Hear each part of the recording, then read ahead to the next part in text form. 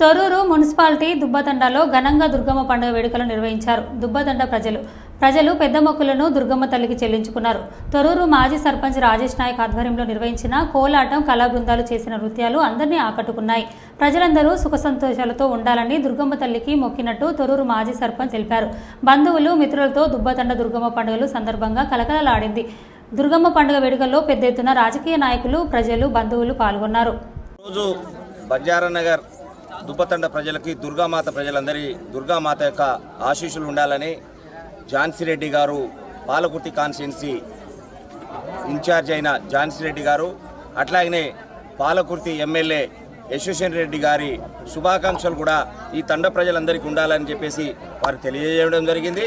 ఇవాళ మా తండ ప్రజలందరికీ దుర్గామాత ఆశీస్సులు ఉండాలి, చల్లగా ఉండాలి, పంటలు, పాడి పంటలు సుఖ సంతోషంగా ఉండాలి, అందరు చదువుల్లో గొప్పగా రాణించాలి, ఉద్యోగాలలో కూడా బాగా రాణించాలి. ఇవాళ మిర్యాలగూడ ఆంజనేయ స్వామి కోలాట బృందం మాస్టర్ శివాజీ మాస్టర్తో ఈ బృందాన్ని ఏర్పాటు చేయడం జరిగింది. ఎందుకంటే తండ ప్రజలు ఇవాళ చాలా ఘనంగా ఈ దుర్గామాతను 3వ సంవత్సరం దుర్గామాత ఉత్సవాన్ని జరుపుకుంటారు.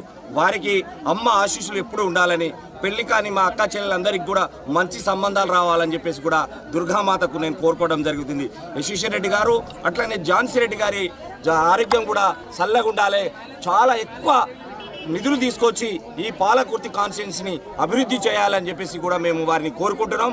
ఇప్పటికే ఈరోజు ఝాన్సీ రెడ్డి గారు, అట్లానే యశ్వసేన్ రెడ్డి గారి ఆదేశాల మేరగా చాలా రోజుల నుంచి లేని లైట్లను ఈరోజు లైట్లను కూడా ఏర్పాటు చేయడం జరిగింది. దానికి మా తండ నాయకులు, కాంగ్రెస్ నాయకులు అందరూ కలిసి వాళ్ళు ఓపెన్ చేయడం కూడా జరిగింది.